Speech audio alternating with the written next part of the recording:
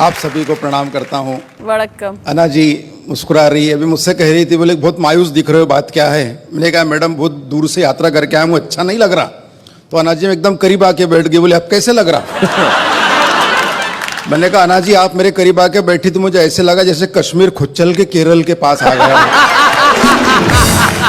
Very good, very nice. 4 पंक्तियां पढ़ रहा हूँ कि 8-10 बैल मिलकर अंग्रेजी फिल्मों के पोस्टर खा रहे थे। अच्छा, 8-10 बैल मिलकर अंग्रेजी फिल्मों के पोस्टर खा रहे थे।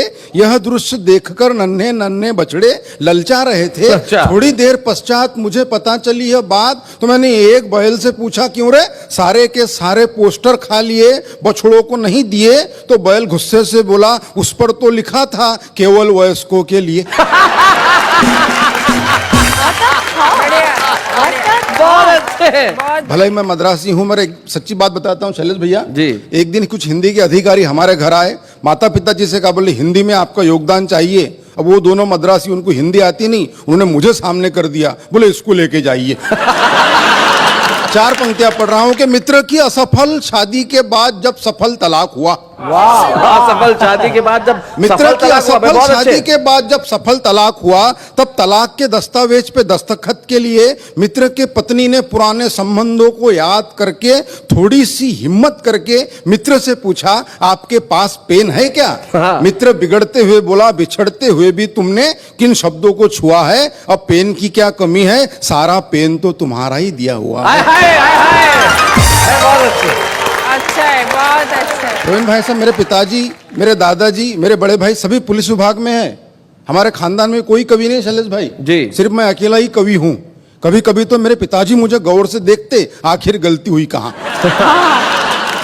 एक दिन मुझसे कह रहे थे, बोले बेटा कवि सम्मेलन तो रात में रहते, दिन में पुलिस की नौकरी कर ले। मैंने कहा ठीक है। मैं पुलिस के भर्ती में गया तो कमिश्नर साहब ने मुझे ऊपर से नीचे तक देखा और बोले क्यों रे मनोज, तेरे हाथ अगरबत्ती, पैर मोमबत्ती, फिर भी होना है पुलिस में भर्ती?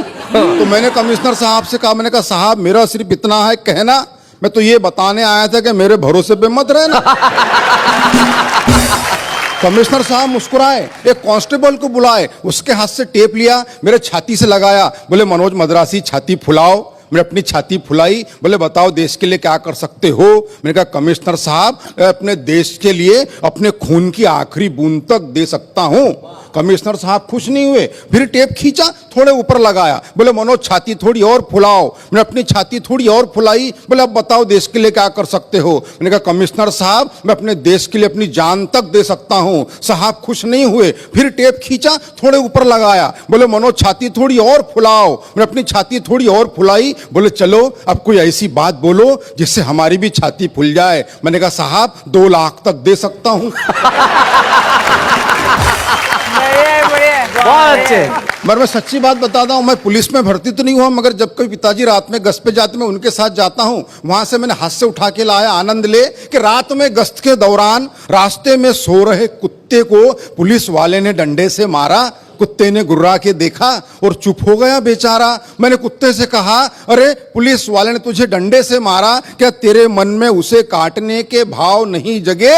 कुत्ता बोला जगे, मगर पुलिस वाले के मुंह कौन लगे?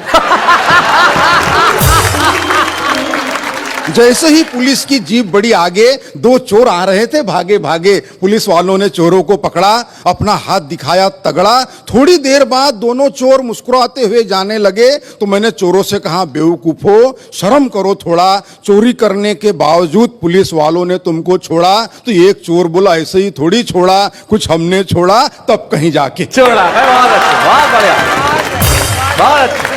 ये छोड़ा छोड़ी का दौर चलता रहेगा। हाँ। मैं 2 पंक्तियां पढ़ता हूं कि विषय था अपने विचार कम शब्दों में किस तरह बोले। इस विषय पर एक विचारक स्वयं 2 घंटे तक बोले।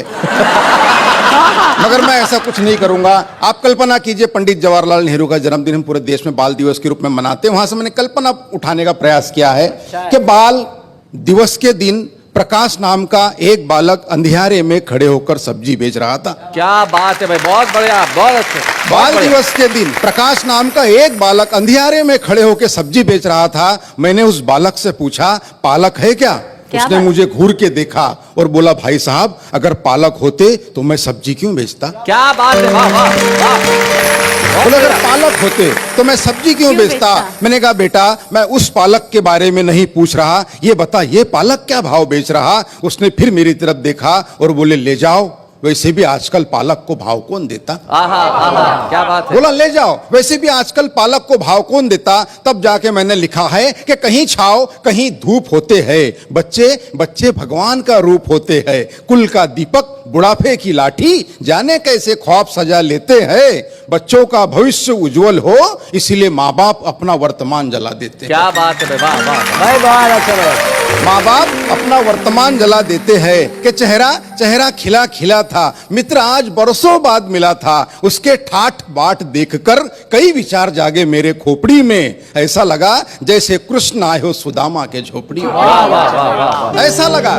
जैसे कृष्ण आए हो सुदामा के झोपड़ी में, मिलते ही बोला यार तू आ कभी, नजदीक ही मेरा बंगला है, गाड़ी है, नौकर है, चाकर है, विदेशी बैंकों में लॉकर है, सुंदर सी पत्नी है, फूल से बच्चे है, यह सारी बातें वो कह गया। एक ही दम में मैंने उससे पूछा माँ पिताजी कहाँ है? वो बोला वृद्धाश्रम में। क्या बात है। मैंने कहा दोस्त धन दौलत तो साथ में घड़ी दो घड़ी होती है, मगर याद रख जिस घर में माँ बाप होते हैं वो जगह जन्नत से भी ज्यादा बड़ी होती है। वाह वाह वाह वाह। स्वागत है मनोज, बहुत अच्छे, बहुत बढ़िया ढंग से मनोज ने कविता Beautiful, सुनाई। वाह, वाह। और सबसे बड़ी चीज ये है मनोज, जो देख के मुझे बड़ी खुशी हुई, और यही इस देश की एकता का सबसे बड़ा प्रतीक भी है मनोज। आपकी मातृभाषा तमिल है, आप रहते महाराष्ट्र अमरावती में है, वहां आपने पढ़ाई की, हिंदी में कविताएं लिखते हैं, और यही इस देश की सांस्कृतिक एकता का सबसे बड़ा प्रतीक है। तमाम भाषाएं मिलकर हिंदुस्तान बनती हैं, और अमरावती के मनोज मद्रासी जब हिंदी में कविता सुनाते हैं, ये हिंदुस्तान का सबसे बड़ा प्रतीक होता है। हम जोरदार ताली से स्वागत करें। मनोज